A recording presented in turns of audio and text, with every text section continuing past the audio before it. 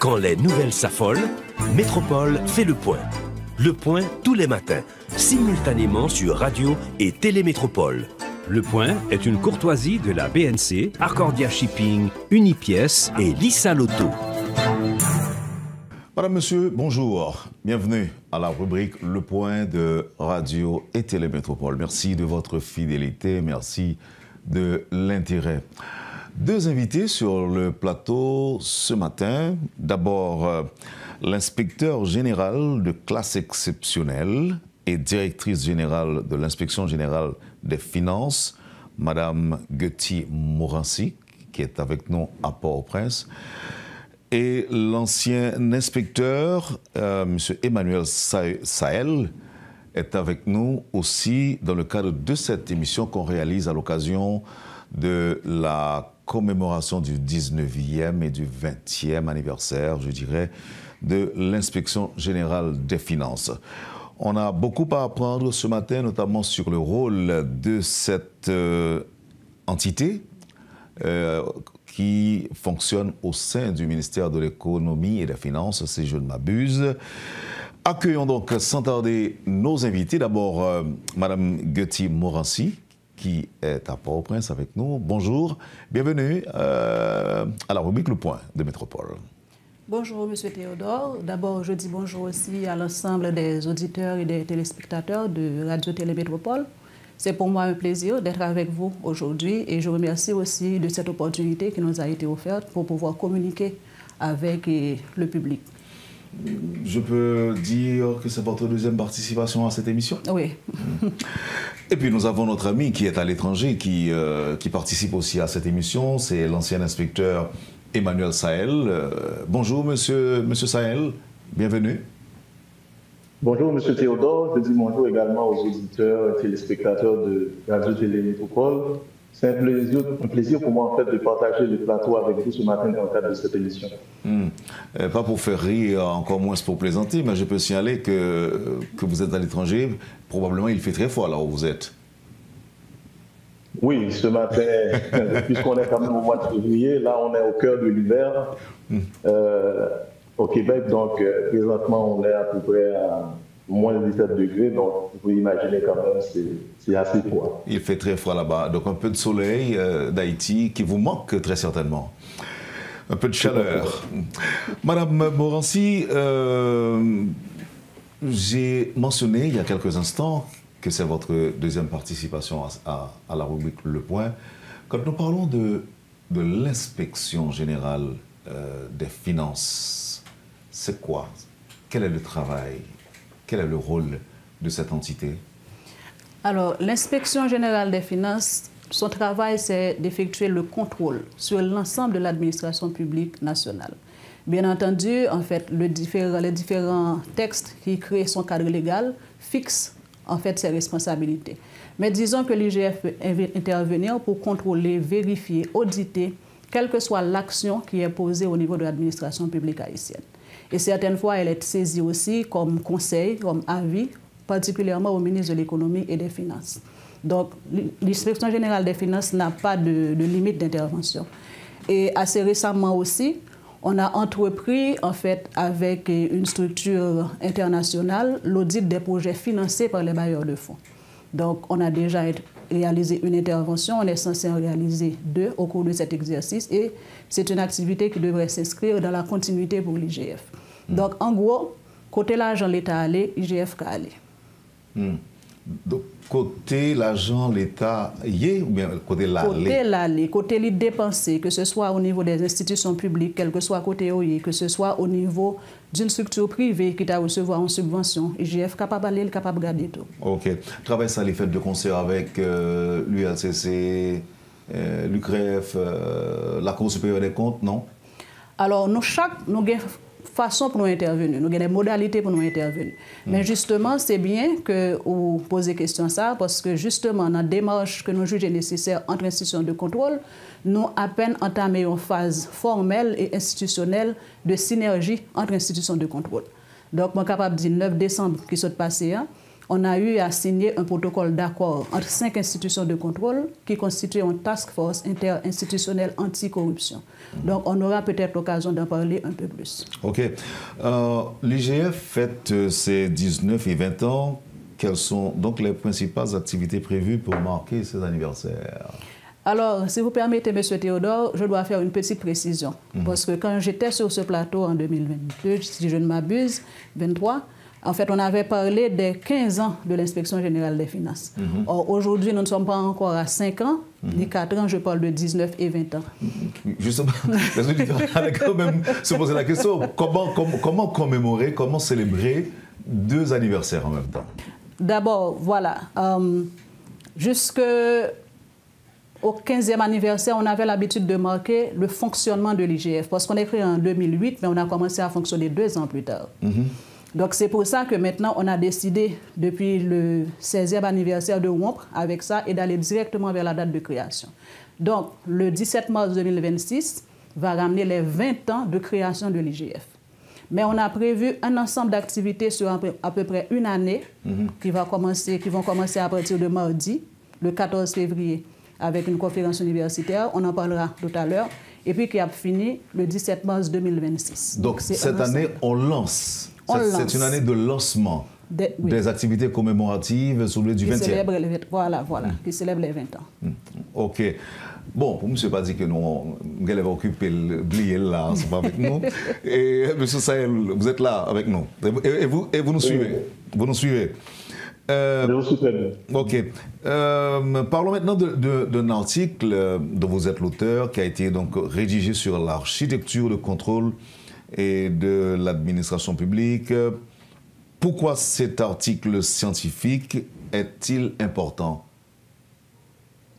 En fait, une première précision aussi par rapport à l'article. L'article, en fait, pour l'instant, ce n'est pas encore un article scientifique à proprement parler. C'est un article qui va être publié, bien entendu, peut-être dans les colonnes du Nouvelliste. Et puis, cet article pose quand même des bases intéressantes qui permettront par la suite de pouvoir publier éventuellement à l'avenir un article scientifique en tant que tel. Je fais cette précision parce que, vu aussi que, bon, j'enseigne aussi à l'université, donc c'est toujours important le choix des mots quand on dit par exemple un article scientifique et autres. Mais cet article est important parce que c'est un article qui se veut, je dirais, d'abord pédagogique. Parce que c'est un article vraiment qui va permettre aux gens de comprendre c'est quoi la notion de contrôle, qui devrait aussi permettre de changer la perception aussi par rapport au contrôle. Parce que souvent, quand on parle de contrôle, il y a des gens qui ont peur, qui pensent que le contrôle est là pour uniquement sanctionner, pour réprimander, pour mettre l'accent sur des erreurs. Mais le contrôle aussi peut être considéré comme un facteur de changement, un facteur d'amélioration au niveau de l'appareil administratif. Et c'est surtout dans cette perspective-là que cet article-là va être publié. Donc c'est vraiment un article qui explique l'architecture de contrôle en Haïti, le rôle des institutions, le rôle aussi de la coordination entre les institutions et comment aussi le contrôle peut aider à améliorer l'image, la perception d'Haïti à l'étranger normalement. Donc un petit peu plus tard peut-être, on va en parler de l'indice, par exemple, de perception de la corruption que Transparency International publie chaque année. Et on voit quand même que Haïti, à travers ce classement, se trouve toujours un petit peu, on va dire, parmi les derniers ou bien parmi les moins bien perçus. Or, le contrôle, c'est l'un des facteurs qui peut aider à améliorer cette perception-là par rapport à Haïti. Donc, c'est cette raison que cet article-là a été écrit. Et l'article montre également que si on veut amener ce changement-là par rapport à l'image du pays, il faut commencer à la base. Donc, c'est déjà à travers la nouvelle génération qu'il faut vraiment commencer à leur enseigner c'est quoi le contrôle, le rôle, l'importance du contrôle pour qu'il y ait vraiment un changement de culture par rapport à ça. Parce que j'ai eu quand même la chance de regarder un peu des deux côtés, c'est-à-dire par rapport à ici et d'autres pays, comment ça fonctionne, comment les gens perçoivent le contrôle. Donc, quand le contrôle il est bien perçu, donc ça devient comme une espèce, je dirais, de deuxième nature chez les personnes de s'autocontrôler même et d'avoir des réflexes qui peuvent aider à renforcer, améliorer non seulement l'image de leurs institutions, mais améliorer également la bonne gouvernance du pays de manière générale. OK, et merci. De côté en étant, qui contribution au bail structurant qui a fonctionné en Haïti? Parce que je me présenté comme étant un ex-inspecteur des finances. En fait, même si mal étranger, je continue quand même toujours collaborer avec IGF. Peut-être précision rapide. Donc, c'est vrai que moi, je suis ancien inspecteur des finances qui travaille au sein de l'IGF. Après, qui a eu une chance de travailler dans d'autres institutions publiques.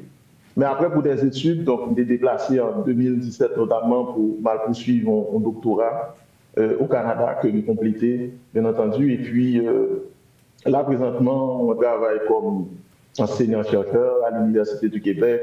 Et puis, moi, je travaille également au sein du gouvernement du Québec. Et thèse doctorat, moi, porté sur Haïti, parce que thèse doctorat, moi, intéressé la question de cohérence, aide internationale, notamment l'aide internationale canadienne en Haïti, même si je dis en émission, c'est pas, en fait, pas porté sous thèse, moi, en tant que tel.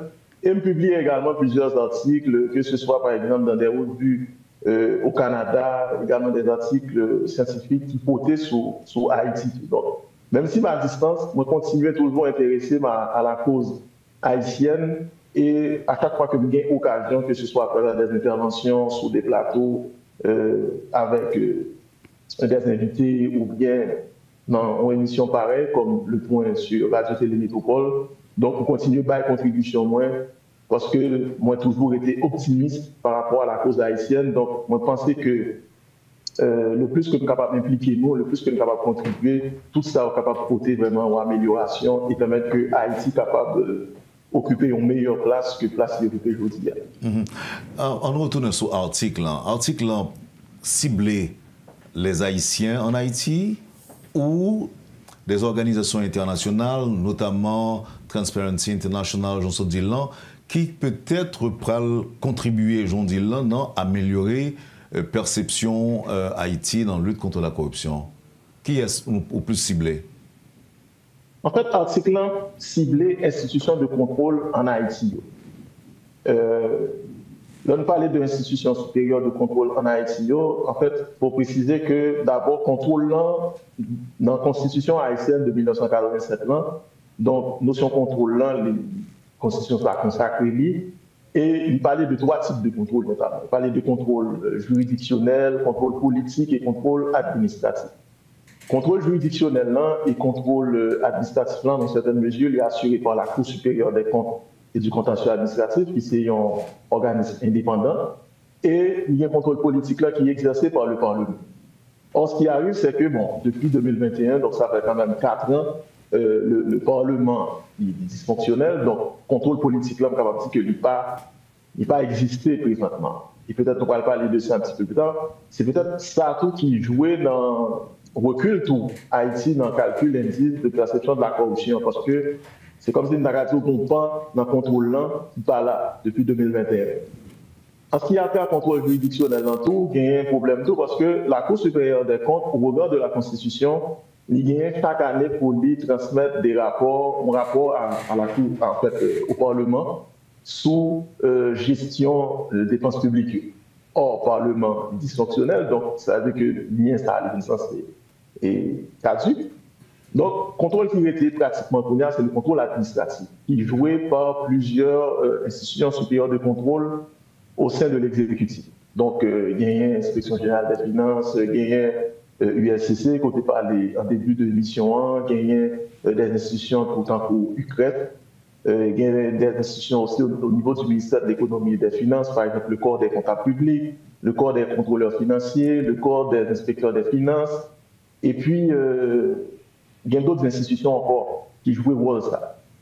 Donc, lorsqu'on prend toute institution ça, c'est eux-mêmes vraiment qui posent des bases, qui là pour capable assurer un contrôle au niveau de la gestion publique. Contrôlant, ça qui est très important par rapport avec lui, c'est que contrôlant non seulement il voit une importance en amont, parce que est capable de manière préventive permettre que le conseil de bail qui pas arriver lorsque le mécanisme de contrôle est en place, contrôlant pour capable de permettre tout de manière continue, capable de porter des changements par rapport à l'action qu'a posée, et même en aval également pour que vous capable de garder qui ça va fonctionner et qui solution que nous sommes capables de proposer pour capable améliorer les conditions ça. Donc c'est pour raison ça qui fait que lorsque on a parlé de l'architecture de l'institution de contrôle en Haïti, c'est un bagage qui est extrêmement important, non seulement pour la bonne gouvernance, pour la démocratie, pour la perception de l'État de façon générale, et qui est bon également pour même améliorer la qualité de service public aux citoyens. C'est pour raison ça que nous voyons que le contrôlant l'a regardé de façon intégrée, de façon globale. Ce n'est pas même seulement institutions au sein de l'exécutif qui ont un rôle important par rapport à ça, mais nous parlons qu'il y a des autres acteurs, tout par exemple l'université, les médias, la société civile de façon générale, aussi, qui sont capables de jouer un rôle très très important par rapport à la question contrôlant, parce que entité ça, c'est ça qui est capable de brûler des lanceurs d'alerte, qui sont capables de permettre d'identifier des situations problématiques, qui va faire des propositions et qui va permettre que des changements portés par rapport à ça. On constate que par exemple au Québec notamment, il y a une situation qui est liée avec des questions de corruption et autres. Souvent, c'est des lanceurs d'alerte, par exemple, des professeurs d'université, des chercheurs, des journalistes, des gens s'influents au niveau de la société civile qui mettaient le doigt sur cette situation et qui permettent par la suite qu'il y ait des actions que l'institution contrôle ou même poser par rapport à ça et qui apportent des améliorations nécessaires par rapport à ça. L'indépendance des institutions de contrôle est souvent remise en question à cause de leur dépendance financière vis-à-vis de l'exécutif. Qu'est-ce que vous préconisez pour renforcer cette indépendance, Mme Morancy? Bon, c'est vrai qu'il y a des mécanismes qui peuvent être mis en place qui peuvent faciliter la perception d'indépendance. Donc, capable de dire comme ça. Par exemple, une structure de contrôle, ça c'est un champ, par exemple, que l'IGF envie qui a changé dans le cadre PAL, il y a un texte légal qui prévoit que le monde qui est responsable, il y a un mandat. C'est-à-dire, au lieu pour nommer, en fait, par arrêté, on peut vous changer à n'importe quel moment pour n'importe quelle raison, ou encore vous pouvez avoir tendance à vous accrocher. Il peut y avoir un mandat, par exemple, qui dit que vous êtes là pendant 3 ans, pendant 5 ans, et une fois que vous quittez le poste, vous ne pouvez pas revenir. À ce moment-là, c'est moins de chantage, moins de pression et moins de compromis, en fait, moins de possibilités. Mais en dehors de ce mécanisme aussi, si je peux répondre du point de vue direct, je dirais que l'indépendance, avant tout, c'est l'individu qui assume une responsabilité et qui a conscience de ça l'a fait à qui s'allier, qui devoir lui gagner, et puis qui assure que les comporter le genre doit comporter. Parce que moi, mon point de vue, en fait, l'indépendance, certes, légalement, le cadre peut être planté, mais avant tout, c'est les personnes qui font les institutions. Donc oui, la pression peut exister. À un moment donné, certains responsables pourraient être tentés de, comment dire, couper l'herbe sous les pieds d'une structure de contrôle en ne lui donnant pas suffisamment de moyens. Tout comme des pressions peuvent être exercées de n'importe quelle façon. Mais avant tout, pour moi, l'indépendance, c'est revêt un caractère individuel, personnel, spécifique. Par exemple, comme balise, le corps des inspecteurs, nous sommes assermentés d'abord, mais ensuite, l'inspecteur qui écrit un rapport ou un inspecteur qui a fait une mission, c'est lui-même qui allait, qui a une méthode de suivre. D'abord, il cherche des éléments qui prouvent chaque salle dit, il n'est pas arrivé à dire un bagage parce qu'il a envie de dire. Il n'est pas arrivé à faire une mission non plus parce qu'il dit un bagage il est cruel que ça a gagné et puis il a le chercher. Non. Il y allait de manière aussi objective que possible. Il y a une façon pour le faire travailler, pour le rassembler preuves, pour lui poser questions, pour lui tailler tout ça en termes de constat, que son constat qui est positif, que son constat qui est moins positif, et puis à partir de ça, il dit mais qui constat me fait, mais qui ça qui cause lui, mais conséquences est capable de gagner, et mais qui les gens sont capables de corriger ça qui gagne, par exemple, l'inspecteur des finances. Donc, c'est l'inspecteur face à son travail, face à sa conscience. Le signer, il connaît ça, il dit c'est ça. Et plus l'inspecteur là, il était objectif, il était indépendant, il pas le travail dans une situation de conflit d'intérêts, eh bien, plus maintenant que l'institution va avoir plus de crédibilité. De la même façon, moi, en tant que responsable d'une structure de contrôle, je sais que je suis censé être la première personne à m'assurer de l'indépendance de l'institution à donner l'exemple à mes collaborateurs et à respecter aussi leurs conclusions. Ce que j'ai à faire comme responsable, c'est m'assurer que la démarche a été respectée, pousser à aller plus loin, m'assurer que ce soit le plus fiable que possible, en essayant de voir s'il y a des failles et tout. Et puis à ce moment-là, le rapport sort, c'est le rapport de l'IGF, mais chaque personne partie prenante assume sa responsabilité à différents niveaux. Donc moi, c'est surtout ça que je tenté de dire à chaque fois qu'on parle de indépendance. Sinon, si la personne qui exerce cette fonction, ou encore ce métier, qui demande pour l'indépendant, s'il n'a pas ça ancré dans lui-même, basé sur des valeurs tout au long de sa carrière, ou mettre place l'institution en termes de rattachement, il est capable de venir, il risque d'agir de manière indépendante. Combien de monde qui constitue le corps des inspecteurs là? Un, deuxièmement, est-ce que nous avons une couverture vraiment nationale? D'abord, pas de limite en termes d'effectifs pour le corps des inspecteurs. Si nous avons un chiffre, c'est justement le chiffre que nous avons gagné pour qu'on y a. Normalement, si nous n'avons pas des inspecteurs qui travaillent aller tout le temps, actuellement, nous avons presque une quarantaine d'inspecteurs, ou même plus. Mais on a... Qui quitte le pays, hein? Ben oui, qui quitte le pays, hein, particulièrement pendant la période de ça. Mais inspecteur des finances surtout, puisque y a un processus qui permet assez rapidement de gagner une compétence assez pointue, surtout en matière de contrôle, en matière de questionnement et de remise en question des systèmes. Donc, il y a un pile l'autre institution toujours très prisée qui ont besoin de prendre retour. Bien qu'en réalité, si on avait l'effectif qu'il fallait, ce n'est pas à supposer un problème. Parce qu'un inspecteur des finances, à part formation de base, formation que le gagne, il rentre dans l'IGF, formation que il continue à prendre et expérience la prend, à un moment donné, l'inspecteur des finances t'a supposé même déplacer pour aller dans les structures, pour prendre l'expérience, pour aider et ensuite pouvoir revenir à l'IGF. Mais pour l'instant, ça nous pénalise assez. Maintenant, pour revenir à la question, actuellement, nous ne sommes pas plus de 23 inspecteurs, moi y compris. Donc, on a des perspectives, mais c'est l'effectif actuel que nous ayons. Entre les différentes structures de contrôle qui existaient, d'abord, ça me retenu, c'est que toutes travaillent pour même l'État, pas une qui est vraiment indépendant en quelque sorte. Qui est-ce qui a plus de responsabilité? Ma porte une petite précision, dans toute structure de contrôle, oui, gagnons qui, en fait, la Cour supérieure des comptes et du contentieux administratif, est placée dans l'autre niveau. Okay? Donc, elle est indépendante. Maintenant, comme l'a expliqué tantôt au Sahel, quelle que soit l'institution qui fait contrôle, dans l'architecture de contrôle, c'est ou bien la fait contrôle administratif, ou bien la fait contrôle juridictionnel, ou bien la fait contrôle politique. Ou bien la Cour des comptes qui a cheval entre administratif et politique. Parce que l'exerce le contrôle financier, par exemple, toute structure en général, la Cour des comptes est capable de venir pour le contrôle de gestion, pour voir comment ça s'est passé. Et particulièrement les organismes autonomes, ils doivent transmettre à la Cour des comptes environ 3 mois après l'exercice fiscal là, tout bilan, tout en fait, capable de document financier qui établit l'État. Donc, Cour des comptes est capable de faire audit. Il est capable de venir sur place au niveau d'une institution, de faire audit de performance même. Mais la Cour des comptes aussi juge les comptes des ordonnateurs des deniers publics, que ce soit des comptables de fait ou encore des comptables qui attitrés. Et la Cour des comptes intervient également en tant que cour, par exemple pour le traiter de recours et de différends entre les administrés et leurs responsables, par exemple. Donc, pour cadrer un peu, c'est ça, les institutions de contrôle. Donc, la somme de comprendre que la Cour des comptes est sous toutes, est au-dessus de toutes les autres? En fait, la Cour des comptes en tant qu'institution supérieure de contrôle, donc qui est une structure indépendante, si on a placé dans la hiérarchie, nous sommes capables de dire ça. Car toujours l'autre point de vue, mais nous sommes capables de dire ça comme ça. Maintenant, chaque travail important, pas un travail qui est plus important que l'autre, en termes de respect des institutions, toute institution qui travaille pas, chaque travail pas, il y a un côté, il commence le bon côté que le finit. Donc, pas de hiérarchie vraiment dans les rapports ou encore dans l'importance des institutions.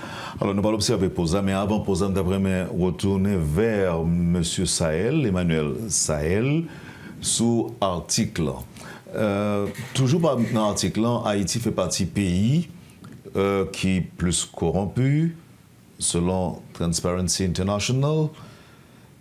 Article poser question efficacité diverses institutions de contrôle.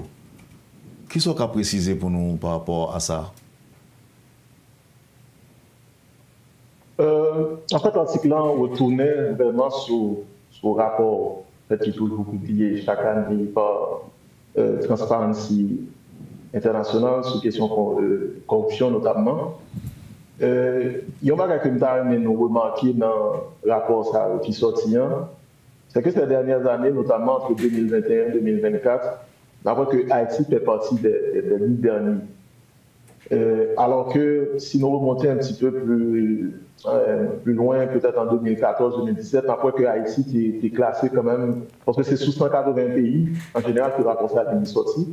Donc Haïti est classé 157e à un certain moment. Ensuite, je pense que dans le dernier rapport qui est sorti en 2023, 2024 aussi, il a même trouvé la 171e place à peu près.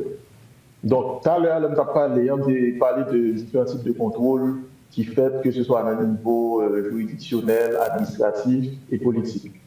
Il me dit que depuis 2021, avec le Parlement qui parle là, le contrôle politique là, c'est handicapé. Même si qu'on se met des comptes aussi un rôle pour la donne, mais le fait que pas gagner un Parlement, parce qu'au niveau du Parlement, il y a une commission notamment qui occupait de l'aspect ça, pour contrôler. Donc, commission de 9 députés, 6 sénateurs notamment. Donc, c'est comme si le lien est coupé entre la Cour et le Parlement, ce qui fait que, à travers l'architecture de contrôle-là, il y a une institution, un pilier, même qui parle là pour faire. Et il y a d'autres institutions qui sont intervenues, par exemple, comme la Cour de cassation, etc. Donc, il y a même tout par rapport avec le problème du dégain, notamment en ce qui concerne la nomination de juges, etc. Donc, tout ça a rejoué. Donc, ça, vous comprenez par rapport avec l'indice que Transparency International est sorti, sont un indice de perception. Donc, indice de perception, donc, plus ou dans une situation d'instabilité, que ce soit sur le plan politique, plus ou bien des institutions de contrôle, des structures de contrôle qui ne sont pas rôle. Donc, ça, autour, ils ont joué sous perception, sous indice là. Vous pouvez remarquer que lorsque Haïti est trouvé à la 157e place, même si ce n'est pas un très bon classement, mais qui est quand même meilleur par rapport à Jeanne Jodien, c'était un moment où c'était un gouvernement en place, le Parlement était fonctionnel, donc l'institution était là. Donc, plus nous mettons dans une situation qui permet que l'institution de contrôle soit capable de jouer rôle et capable de créer une synergie entre eux. Donc, c'est plus ça tout capable de permettre que nous soyons capables d'améliorer la perception par rapport à la corruption.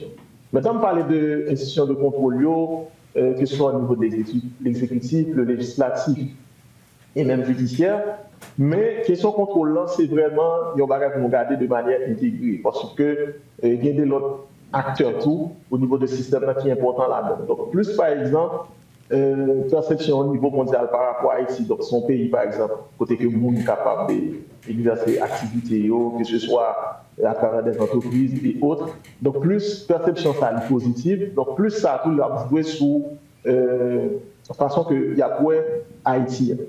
Et que tu disais tout à l'heure, lorsqu'on a parlé d'institutions contrôleuses, c'est que chaque institution a vraiment gagné un rôle pareil que vous jouez dans la question contrôle. Donc, plus chaque institution exerce des attributions comme il faut, plus il y a une stabilité tout en dedans l'institution. Donc, plus ça est capable d'aider pour capable d'améliorer la perception ça et permettre que Haïti est capable d'évoluer dans le classement.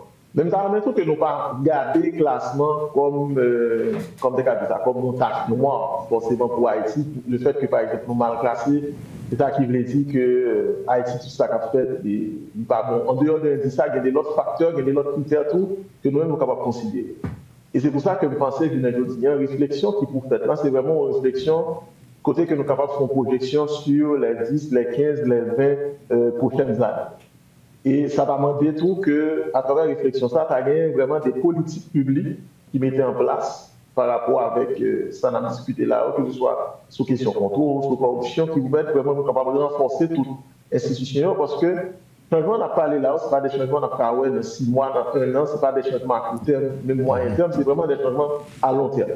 Donc, si on a parlé de changements à long terme, c'est vraiment des changements qui prennent du temps et c'est pour raison ça qui fait que nous avons un rôle vraiment pédagogique et moins applaudi l'IGF tout à travers l'initiative que ce soit à travers la coordination avec l'autre institution, mais également à travers la formation que vous avez fait pendant tout 19e, 20e an, des conférences que vous avez organisées un peu partout à travers le pays. Conférences extrêmement importantes pour que vous soyez capable de sensibiliser les gens, pour que vous soyez capable de former les gens sous rôle, sous importance contrôle, pour que vous soyez capable de nous bagages qui ancrer la CAINO et pour nous capables de développer de meilleurs réflexes et qui permettent que dans les 15 Monsieur Sahel, merci. prochaines années, que Haïti lui-même est capable de mieux positionner. Merci beaucoup, Monsieur Emmanuel Sahel, ancien inspecteur des finances à l'IGF. Nous allons observer la pause et au retour, ensemble, on envisagera les questions on abordera les questions des perspectives.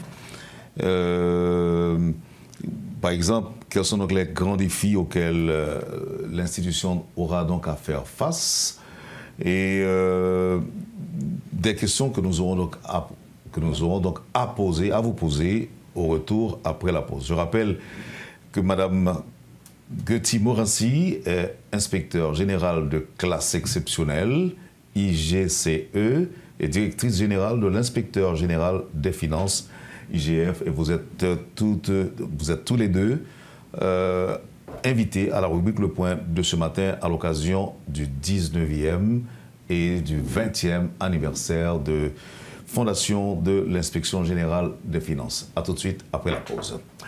Vous suivez, madame, monsieur, la rubrique Le Point de Radio et Télémétropole. À tout à l'heure.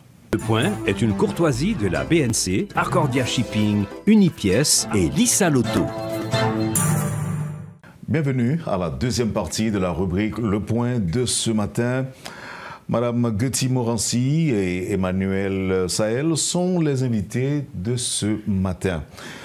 D'après moi, rapidement, avec vous. D'abord, pour qui ça y a bon grade inspecteur général de classe exceptionnelle? Ça veut dire? Bon, c'est vrai, son question a toujours suscité curiosité.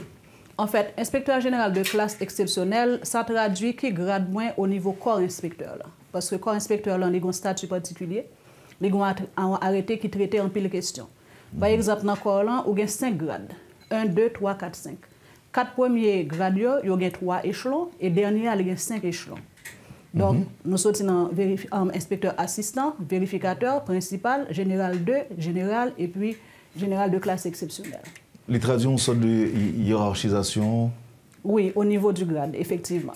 Mais hiérarchisation au niveau du grade, même capable de tout préciser pour nous que là, quand inspecteur réuni, n'a discuté, pas de monde que point de vue vaut plus que l'autre. Donc, c'est le corps en fait, qui discute, c'est le corps qui défend ses points de vue. Donc, moi-même, comme inspecteur général de classe exceptionnelle, c'est le premier des inspecteurs. Et étant donné que moi, grandis tout le monde dans l'inspection générale des finances, donc, après, on a supposé qu'il y a une façon qu'on grandit. Donc, moi, j'ai occupé pratiquement tout le grade pour m'arriver là. Merci. Et puis, pour 19 ans, qui puis gros défi, vous pensez que IGF a bien pour faire face? Bon, si je parle de 19 ans seulement, façon que nous concevons, en fait, toute activité, nous concevons une façon pour IGF communiquer plus, apprendre plus sur ça l'a fait et jouer un feedback tout de ensemble capable de différentes couches dans la communauté. Donc, c'est peut-être ça que façon nous faire activité, par exemple, nous aller en pile vers jeunes. D'abord, il y a un article que nous en fait solliciter à des personnes en fait des professionnels qui connaissent bien le domaine de l'audit du contrôle et qui à des niveaux qui sont très chevronnés. On a différentes personnes qui vont écrire ces articles, des anciens ministres, des anciens inspecteurs du corps, etc. Donc chaque thématique ça yo va le bailler tout en conférence. Certaines fois c'est en conférence universitaire, des fois c'est en conférence débat. Donc c'est pour permettre nous vulgariser. Donc là on parle-nous de l'objectif des articles de l'IGF. Tout à fait. Donc c'est institution même qui commandité. Série ça, c'est comme ça les fait pour nous capables nous commanditer les articles. Articles viennent nous faire une conférence tout une conférence débat, une conférence universitaire et puis nous intervenir dans la presse. Donc, pour informer et pour nous remettre en question aussi. Parce que le choix des rédacteurs d'articles est fait de manière à ce que l'objectivité puisse rester, le regard critique puisse rester, parce que nous aussi, on doit apprendre, on doit avancer avec ça, mais ils puissent informer, en fait, que ce soit, en fait, quelles que soient les couches de la communauté. Ce qui a amené m'a posé question ça, que peut-être Emmanuel Sahel capable d'ajouter quelques éléments aussi possibles. Auteur article que moi liant li parler de une approche coordonnée entre les différentes institutions de contrôle. L'IGF lui-même est-ce que collaborer avec toute l'autre structure pour améliorer l'efficacité?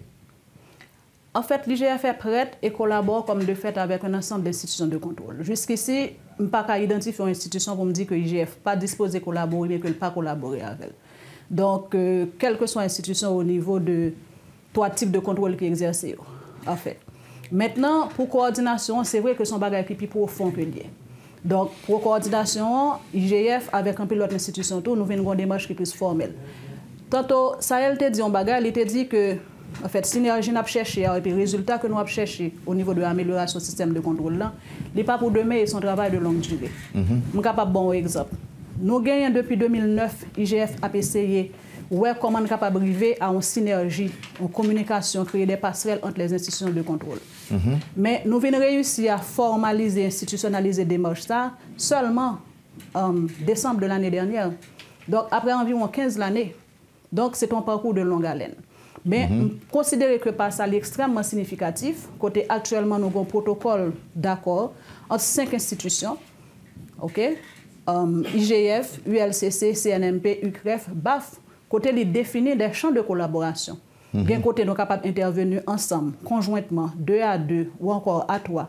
Nous avons des formations que nous sommes capables de suivre ensemble. Mais plus important, nous réussissons à élaborer un plan d'action en janvier dernier, qui vient pour le fin valider, côté nous ensemble, mais qui action nous sommes capables de mener. Donc les actions de sensibilisation, d'information, de communication, de rapports, de documents, de sollicitation d'informations dans le cadre de notre travail. Et pour nous sortir ensemble pour nous faire le travail. Parce qu'en réalité, la coordination de l'action de contrôle, il faut échanger, mais c'est de parvenir à fermer chaîne. Parce que ce sont chaînes liées. Chaque monde fait travail, et puis c'est là qu'on va voir le résultat. Est-ce que c'est 5 institutions qui ont prêté là-dedans? Non. En pile, l'autre, tu as supposé venir. Nous avons souhaité tout le monde capable de rentrer là-dedans. Tant que nous avons des démarches qui sont coordonnées. Mais chaque contrevenant aux principes établis, choisi, franchi en ligne, il faut le connaître. Si ce n'est pas IGF, c'est ULCC. Si ce n'est pas ULCC, c'est CNMP. Et entre eux même tout, là, on joue un élément qui proban, qui acté. Donc, ils ont acheminé le dossier à côté de où il aller et ils continuent à faire suite. Et nous souhaitons effectivement qu'à terme, nous avons gagné tout, en fait, maillon en fait, judiciaire, là, qui a bien pour le faire travailler, le dossier est transféré, par exemple, par ULCC, et que vous êtes capable d'arriver pour faire suite. Pour chaque monde qui vraiment estimé que vous fautif ou bien il y a des éléments probants qui allaient dans ce sens-là, mais que l'action proposée, posée, ça qui pour juger, juger, et ça qui pour condamner, condamner.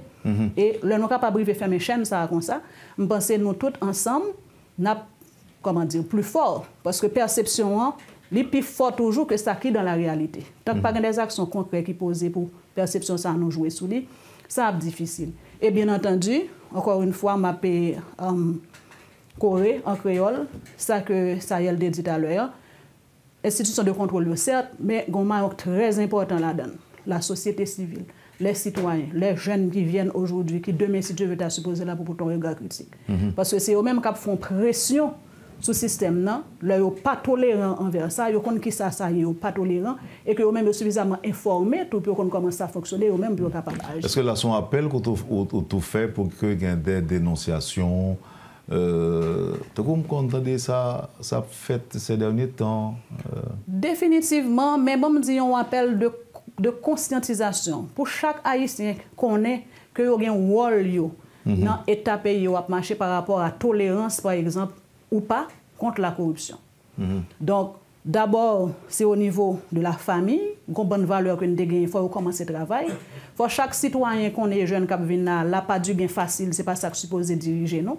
Pas gain à faire l'argent, n'a pas d'odeur. Il faut nous capables commencer à mettre de côté des façons que nous gagnons l'argent, de nous avancer. Il faut nous commencer capable d'honorer des gens qui choisissent de faire une carrière, ils auraient été humbles, des fois sans rien dans les mains, mais non, ils auraient été propres pour la famille. Il faut nous capables d'apprendre à valoriser ça. Et il faut c'est très jeune pour nous conscients de ça, pour nous avoir l'autre culture. Et là, nous avons des gens qui choisissent d'agir autrement, mais c'est déjà le regard de la société pour la première sanction. Et là, c'est qu'on s'allie, moi, garantis, quel que soit le levier de contrainte qu'on n'a pas gagné, qui fait que quand on revient dans le pas faire face à la responsabilité, la plus difficile pour protéger, la plus difficile pour cacher, et moins à l'aise pour franchir pour faire ça qui passe ça. Qui réforme ou bien amélioration qu'a envisagé pour renforcer l'efficacité IGF? Donc, d'abord, aspect communication, nous travaillons sur lui en pile. Et nous-mêmes, dans la façon que nous-mêmes nous intervenons, nous avons des bagages que nous changeons. Par exemple, nous agissons par champ. Au lieu de nous faire des missions ici et là, certes, nous avons des commandes qui viennent, que nous sommes obligés de répondre aux commandes qui passent par le ministère de l'économie et des finances, que par le ministère ou bien par l'autre structure qui m'a dit, nous sommes obligés de répondre aux gens. Mais nous-mêmes, dans ça que nous-mêmes nous planifions comme intervention, nous planifions par champ en général. De sorte que, après 2, 3, 4, 5, 10 interventions dans un champ, nous sommes capables de faire une lecture globale pour nous dire mais qui ça nous qui marche, mais qui ça qui moins marche. Et si responsable veut prendre des décisions, mais dans quel sens nous sommes capables d'aller.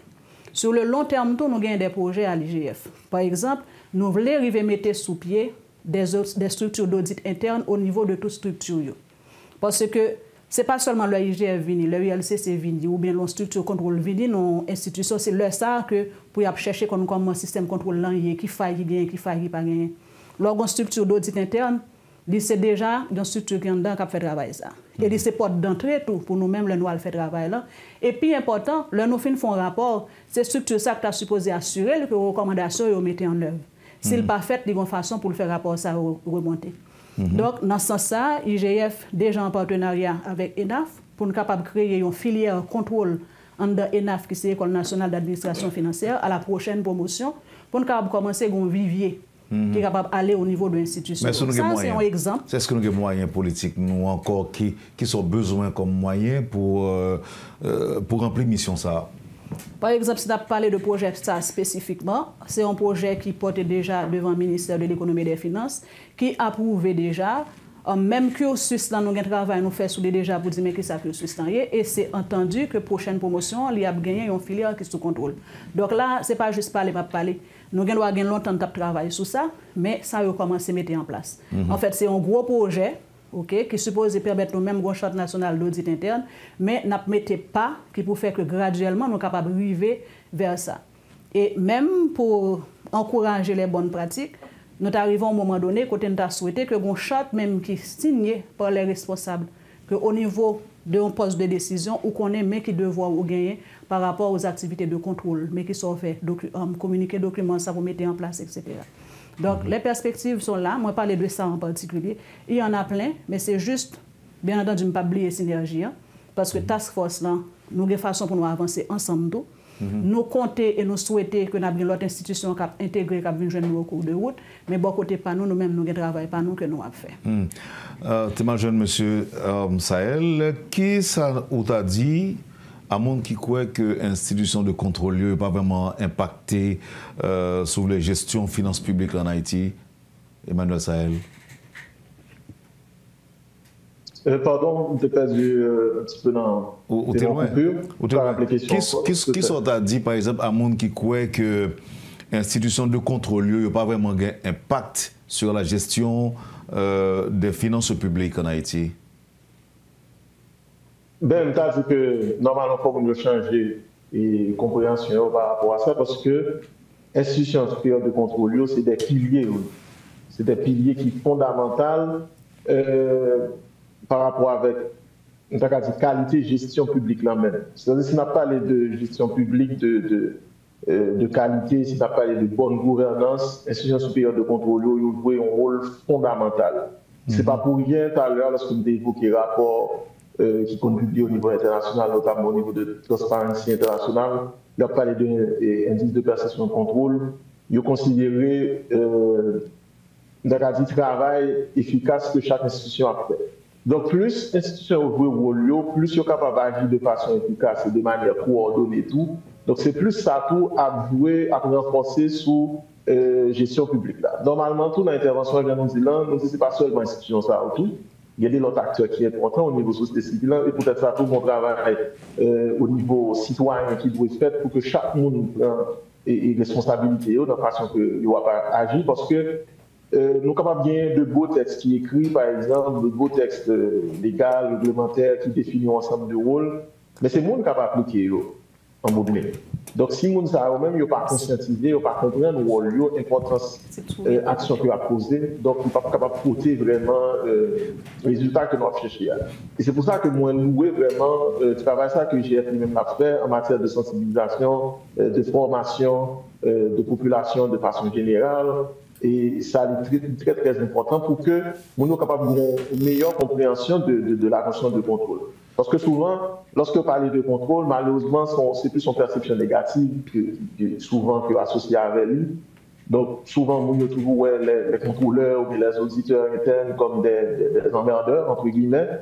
Mais ce n'est pas ça, c'est des gens qui sont là pour permettre que l'appareil administratif là a bien marché et qui là également pour proposer des pistes d'amélioration. C'est pour raison ça qui fait qu'il est important vraiment pour qu'au niveau institutionnel, nous sommes capables vraiment d'intégrer façon de penser ça, façon de faire ça, pour que nous sommes capables de voir des résultats dans 5, 10, 15 prochaines années. C'est pour raison ça que m'insiste en plus sur la question pédagogique là. Moi, je vais prendre un exemple rapidement pour capable d'expliquer. Là, on a regardé par exemple au Québec, il y a une politique qui est utilisée en matière de gestion de déchets. En fait, qui a été initiée notamment dans les années 80. Or, pour que vous soyez capable de permettre que la politique ça lui-même, il y a un objectif, il est capable de permettre de produire effet qui est escompté. Il y a un bagage qui a été fait à travers la politique ça, c'est surtout sensibiliser les gens qui sont au niveau maternel, primaire, secondaire. Pour qui ça? Parce que politique, la projection que vous faites, c'est que dans 10-15 prochaines années, c'est tout le monde qui a trouvé une situation comme adulte, qui a une famille et tout, qui est capable de décider par rapport à ça. Donc, plus vous capitalisez sur jeunesse ça, sur nouvelle génération ça, donc plus ça capable de porter des résultats. Et il s'avère que les années qui viennent après, donc politique ça, était vraiment politique efficace parce que Timonio déjà, dès premier âge, ils ont inculqué ensemble de notions de façon comme si vous traitez gestion des déchets et ils ont un réflexe normal là quand vous connaissez par exemple lorsque vous avez des déchets, il faut mettre pour classer par exemple en recyclage et autres.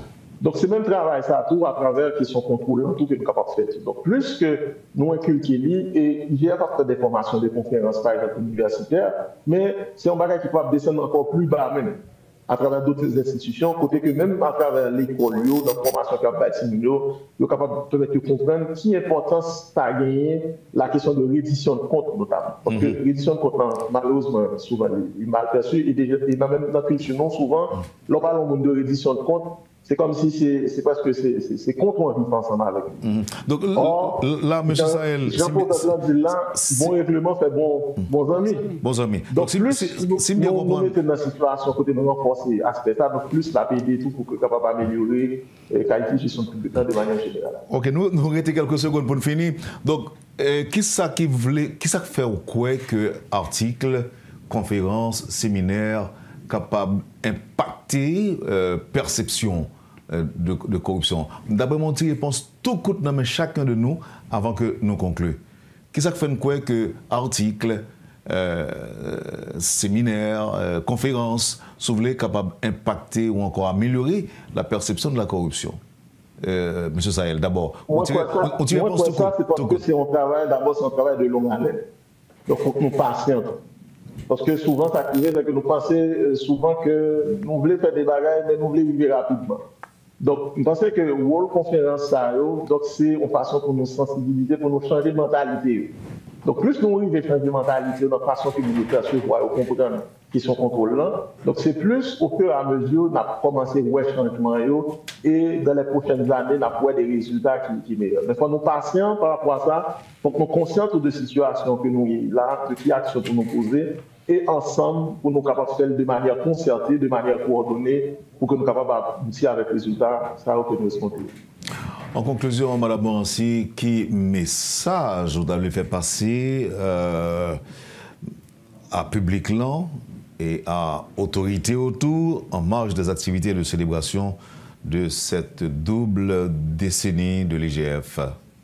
Bon, d'abord, le message, c'est d'appeler tout le monde pour demander pour intéresser à ça qui est les contrôles, pour garder l'esprit ouvert à ça. Parce que le contrôle, finalement, c'est pour nous tous là bon, parce que c'est des dérives la paix de nous, en fait, diminuer. Et pour tout responsable, je suis capable de dire, dans le cadre de travail, donc toujours les portes ouvertes et encourager tout le travail contrôle qu'on fait tout.